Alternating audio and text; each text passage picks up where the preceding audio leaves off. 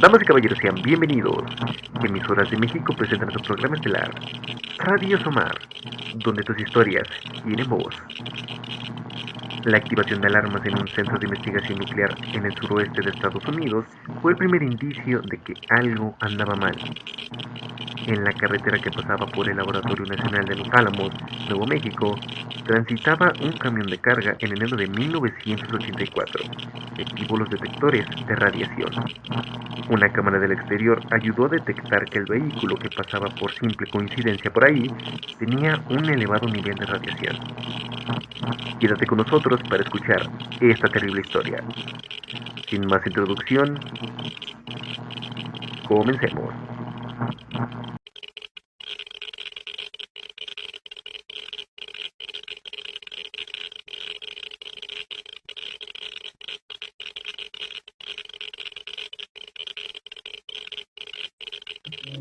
La investigación de su origen llevó hasta Ciudad Juárez, México, donde inadvertidamente ya estaba en marcha el mayor incidente nuclear de su tipo en América, dada la extensión que abarcó.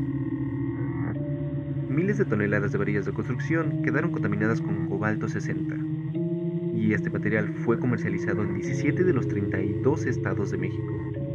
Unas 4.000 personas tuvieron algún grado de exposición.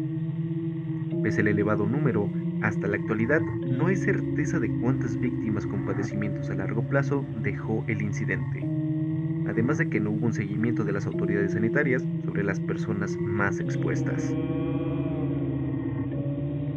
Un material que es sólido, encerrado, se vuelve líquido y se convierte en varilla y se distribuye por toda una nación. Aunque en ese estado ya no es riesgoso, esa es una gran aberración de manejo de material radiactivo, dice Guillermo Espinosa, físico de la Universidad Nacional Autónoma de México. Una extensa investigación de la Comisión Nacional de Seguridad Nuclear y Salvaguardias, la CNSNS, publicada en 1985, describe cómo se generó la situación. El 25 de noviembre de 1977, el Centro Médico de Especialidades de Ciudad Juárez adquirió una unidad de tratamiento con cobalto 60, fabricada en Estados Unidos. Aunque su importación requiere un permiso, la CNSNS asegura que el organismo pertinente nunca fue avisado y por ende jamás extendió su autorización. En tanto, el hospital nunca tuvo el personal capacitado para usarlo, por lo que lo almacenó indefinidamente en un espacio de la clínica en la que no se cumplían los requisitos mínimos de seguridad. El cobalto es un material radiactivo que se produce en reactores y que se usa para aplicaciones de física médica, para terapias con radiación. Hoy los hospitales siguen usando cobalto 60 para pacientes con cáncer. Pasaron 6 años hasta que, en diciembre de 1983, el técnico de mantenimiento de la clínica, Vicente Sotelo, inadvertidamente inició el incidente. El trabajador desarmó el cabezal de la unidad y extrajo de ahí un cilindro, en cuyo interior se encontraba el cobalto 60. La operación la realizó sin ninguna ayuda, esto según dice la investigación. El objetivo era vender como chatarra las partes. Alardín le pidió ayuda a un amigo, Ricardo Hernández, para trasladar el material en una pequeña camioneta de carga. Viajaron hasta un local de compra y venta de chatarra llamada Yonke Fénix, en el sur de Ciudad Juárez, donde vendieron lo obtenido. Sin embargo, la forma en cómo el aparato fue perforado y trasladado dio pie a que el incidente tuviera consecuencias todavía más graves. La verdad es que nunca nos avisaron que esa máquina tenía contaminación. Había muchas cosas arrumbadas, aparatos de ventilación, catres y todo eso, y la verdad, ni un solo letrero con una calavera o algo así, dijo Sotelo Alardín. Según los directivos del hospital, el trabajador tomó sin autorización el aparato, pero Sotelo Alardín asegura que el jefe de mantenimiento del hospital le dijo que podía tomarlo. El trabajador había perforado el cilindro que contenía 6.000 gránulos de cobalto 60 y una cantidad infinita de ellos quedaron regados en la camioneta usada, en el patio de Yonke Fénix, en las grúas y otros vehículos del negocio y hasta en las calles de Ciudad Juárez. Pero los dos grandes focos de radioactividad fueron la camioneta y el depósito de chatarra.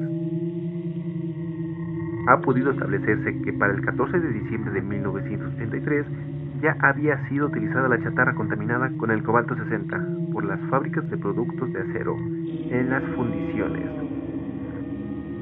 Dice la investigación que señala que la empresa Aceros de Chihuahua, S.A., Achisa como el principal comprador de hierro. El 17 de enero de 1984 se dio la detención del camión de carga que pasaba cerca del Laboratorio Nacional de los Álamos en Nuevo México, Estados Unidos. Cuando las autoridades estadounidenses revisaron las cámaras y vieron que se trataba del vehículo empleado por Achisa, notificaron al gobierno de México. A partir de ahí, los expertos fueron jalando la hebra hasta dar con el origen del problema y el riesgo de contaminación que se generó. Se confirmó la existencia de una amplia dispersión de material radiactivo. Espinosa explica que este material radiactivo tiene una vida media de 5 años y a partir de ahí las fuentes pierden su intensidad de manera progresiva. Si tienes 100 átomos radiactivos, en 5 años tendrás 50 y en otros 5 años nada más 25. Se considera que tienen 7 vidas medias, es decir, una vida activa de casi 35 años. Así que en 1984, el cobalto 60 del incidente ya había pasado a la mitad de su potencia. La investigación encontró en principio que no solo en las instalaciones Yonke Phoenix y Achisa había contaminación, sino también en el área de mantenimiento y el conmutador telefónico del hospital de origen, la camioneta del hospital a cargo de Sotelo y la calle donde la estacionó, así como una maquiladora de productos de acero llamada Falcón de Juárez. Además de establecer blindaje en torno a los lugares investigados y asegurar las varillas y productos contaminados, fue imperativo rastrear la presencia de los gránulos de cobalto 60 sueltos con equipos especializados e incluso un helicóptero con un detector que barrió las calles de Ciudad Juárez. La pequeña camioneta Datsun, estacionado durante semanas debido a una avería en un barrio habitacional cercano a la frontera con Estados Unidos, donde vivía Sotelo Alardín, también fue un foco de contaminación inquietante. Las lecturas de niveles de radiación llegaron en un momento hasta 1000 Röntgen por hora. Es un nivel de radiación extremadamente alto y letal si se expone a él durante un tiempo prolongado. En virtud de que se trataba de una zona densamente poblada, se consideró urgente llevar la camioneta contaminada a un sitio que reuniera las características de no estar poblado ni se encontrase demasiado distante, dice el informe de la CNSNS. La maniobra se planeó cuidadosamente y se ejecutó en 10 minutos. El vehículo fue llevado hasta el parque de El Chamizal, a un lado de la línea fronteriza con Estados Unidos. Fuimos a hacer mediciones de radiación. Una señora se sentaba a diario junto a la camioneta. Nadie se enteró de que había una fuente radiactiva. Y eso fue el problema. Nadie supo que había material radiactivo, ni en el hospital, ni en el traslado, ni en la camioneta. Además de Yonke Phoenix y Achisa, la investigación de la CNSNS detectó que 3 empresas que comercializaban materiales férreos en la ciudad de Monterrey, Gómez Palacio y San Luis Potosí registraban contaminación. Incluso en una carretera que une la Ciudad Juárez y Chihuahua hubo rastros de material radiactivo. Todo requirió una cuidadosa tarea de detección y aseguramiento de gránulos y objetos contaminados. En total, 6.600 toneladas de varilla y 3.000 bases metálicas para mesas estaban contaminadas. La varilla fue comercializada en 17 de los 32 estados de México.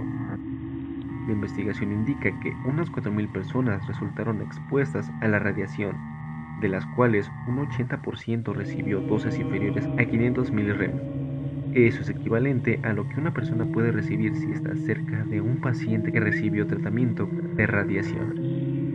Otro 18% recibió entre 0.5 y 25 REMS, mientras que el 2% o unas 80 personas estuvieron expuestas a más de 25 REMS.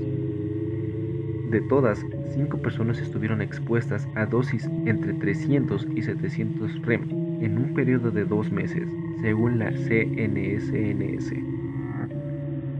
Sobre Vicente Sotelo Alardín no se reporta nada, pero él mismo dijo que tuvo malestares que luego desaparecieron.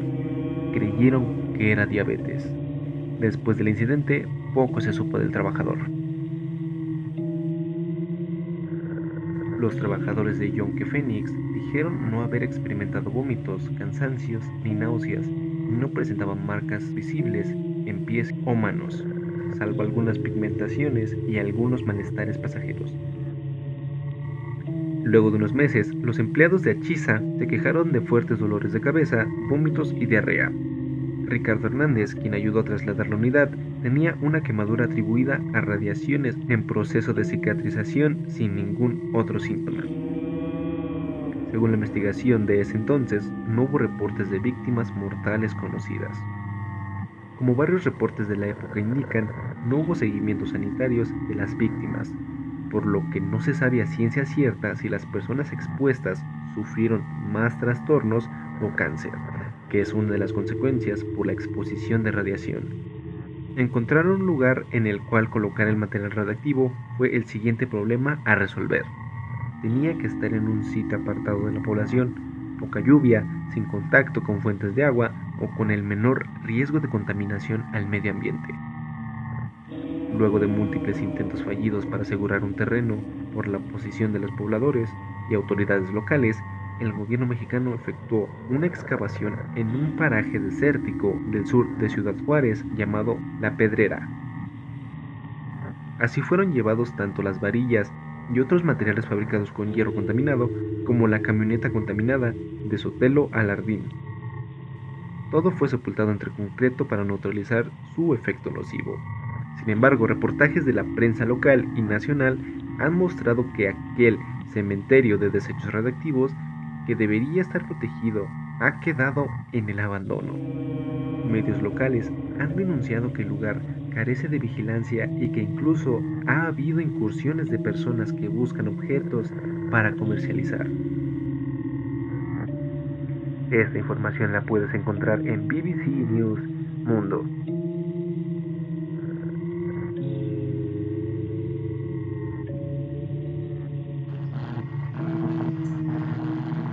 Para el físico Guillermo Espinosa, es cierto que la vida media ya superada ayudó a que no fuera un riesgo en la actualidad, pero sí creo que fue muy mal manejado.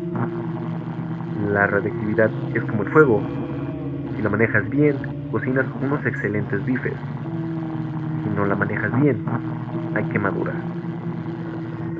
La lección que se debe aprender es que cualquier fuente de radiación debe estar controlada, certificada y siempre debe de haber un responsable, cosa que ahí no ocurrió. ¿Qué te pareció la transmisión del día de hoy?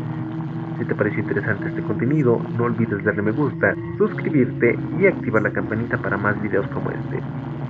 Déjanos en los comentarios tu opinión sobre este caso y qué otras historias te gustaría que investigáramos.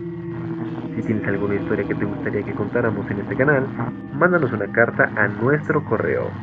Nosotros la leeremos y las narraremos. Por el momento, nuestra transmisión ha llegado a su fin. Yo soy su presentador Perito Jara, me despido. No sin antes recordarte que esto es Radio Sumar. Sigue sintonizando.